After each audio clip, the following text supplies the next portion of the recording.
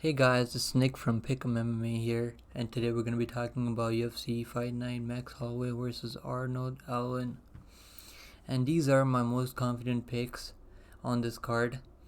So I haven't covered all the fights on this card, but these are the ones I think that are most likely to cash.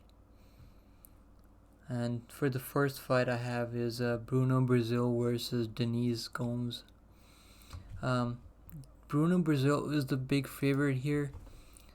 I do think it's warranted because he got a TKO win over in her Contender Series win with the head kick, which is pretty good for a Contender Series.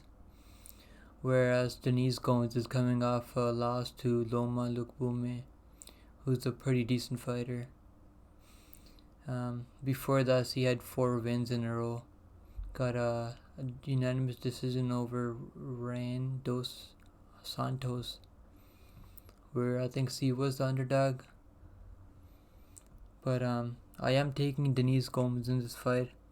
She's very scrappy, durable, and has a good cardio. Whereas Brazil is the much better striker in this fight, but we have not seen her go up against UFC level caliber fighters before. But this is why I'm going with Denise Gomes by unanimous decision here. Even Gomes' moneyline is a good play here in my opinion. I think I'm going to be throwing some, sprinkling some money on Gomes by decision here. Or just a money line. Alright guys, for the next fight, we're going to be looking at Lando Venata versus Daniel Jahuber. I am taking Daniel Jahuber here. He's the slight favorite in this fight because he lost his debut to Trey Ogden. And we just saw Trey Ogden go 3 rounds against Ignacio Bahamondes, who's a very technical striker. I mean, Trey Ogden is no can. This is why I'm taking Daniel Jahuber. I think in his debut he just got too nervous. The pressure kind of got to him, and he just didn't get going until like the 2nd or 3rd round. But I think in this fight he's gonna be ready, and Lando is just not consistent enough for me to pick him. He lost his last fight almost a year ago to Charles Jourdain by submission. I mean, Charles Jourdain is a good fighter, but he's definitely not a jiu-jitsu artist. So this is why I have Daniel Jahuber in this fight. Maybe late stoppage or just the money line. I think I'm gonna money line Alright guys, for the next fight we're gonna be looking at is Brandon Royval versus Mateus Nicolau. I am gonna be taking Mateus Nicolau in this fight. I think he's the way more technical and dangerous fighter in this fight, whereas Brandon Royval is like barely winning some fights. He did submit Rogerio Bontorin. No, he submitted Matt Snow by guillotine choke, and then got a split decision win over Rogerio Bontorin. And then lost to Alexander Pantoja, and then lost to Brandon Moreno, who's the champion right now, due to shoulder injury and ground and pound. Got a win over Kai Kara France. I mean, Brandon Royval, he could win this fight. I mean, Nicolau definitely is not a lock here, but I just think Nicolau is on a roll right now, and he's gonna be able to put it on Brandon Royval and get the win. Nicolau is coming off a TKO win over Matt Snow with the ground and pound. So I think moneyline Nicolau play here is pretty safe, or even finish. I could see Mateus Nicolau finishing Brandon Royval in this fight.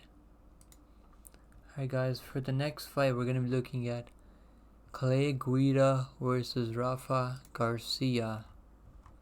And Clay Guida is 41 years old in this fight, guys. whereas Rafa Garcia is only 28 years old, almost 29. And I'm gonna be taking Rafa Garcia right now.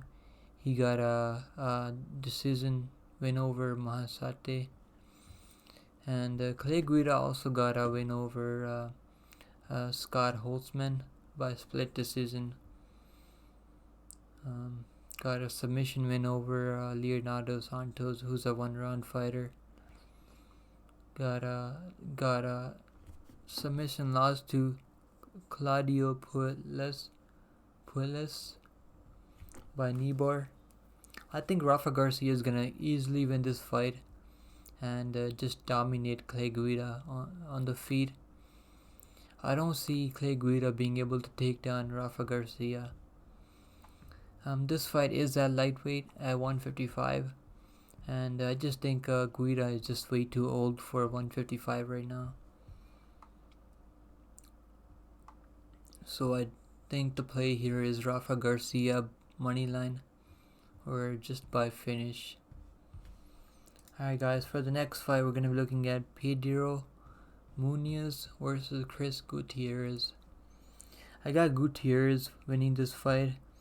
He's in his prime right now and he's much younger at 31 years old, whereas Pedro Munoz is 36 years old and he's on a 2-fight losing streak.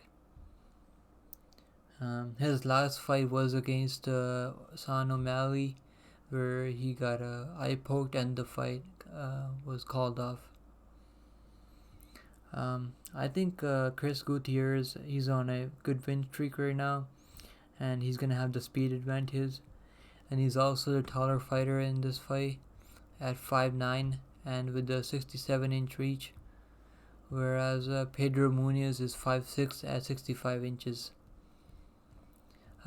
Also in his last fight against Sean O'Malley, I don't think Pedro landed any strikes to O'Malley's head.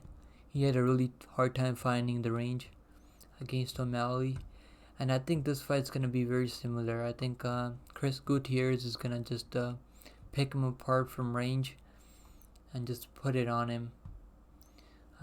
Pedro Munoz is very tough and durable. I don't know if I see Chris Gutierrez finishing him, but I think Gutierrez money line is a very good play here. Alright guys, for the next fight we're going to be looking at is Edson Barboza versus Billy Quarantillo. Guys, for this fight I have Billy Quarantillo. He's a much younger fighter in this fight at 34 years old, whereas Edson Barboza is 37 years old. And Edson Barboza has been in a lot of fights. He's had around almost how many fights he's had? 33 fights. And he's taken a lot of damage in those fights. He's also coming up 2 losses, one to Giga Chikate by knockout, and the other loss was to Bryce Mitchell, where Bryce just put the pace on him with his wrestling, and just Edson just couldn't get going in that fight. I have Billy Quarantillo winning this fight by finish. I think he's gonna get a late stoppage, maybe a TKO or submission in the second or third round. Okay guys, for the last fight of the evening, we have the main event, Max Holloway versus Aronold Allen. For this fight guys, I am still taking Max Holloway here. He is only losing to Alexander Volkanovski, whereas Alexander Volkanovski is a beast at 145 especially, and his last fight against Islam Makhachev at 155, he proved a lot to me that he could have a lot of success at 155 also, and Max just losing to him. Those are the only fighters he's losing to. Alexander Volkanovski, he's got 2 wins in his last 5 against Kelvin Kattar and Yair Rodriguez. Yair is fighting for the title against Volkanovski next. So that definitely is a good win for Max Holloway. For me personally, I mean, Allen has good finishes in his last 5 fights, but he just hasn't been tested enough for me, and he's just hasn't gone 5 rounds enough for me to put my money on him. But I think Allen could be a good underdog play here. But however, I'm still taking Max Blessed Holloway to get the win by unanimous decision. Alright guys, so that's it for this card. I will be making another underdog video for this card. So please subscribe and like the video. It really helps out a lot. I'm trying to get to 100 subscribers. Thank you guys. Have a good week.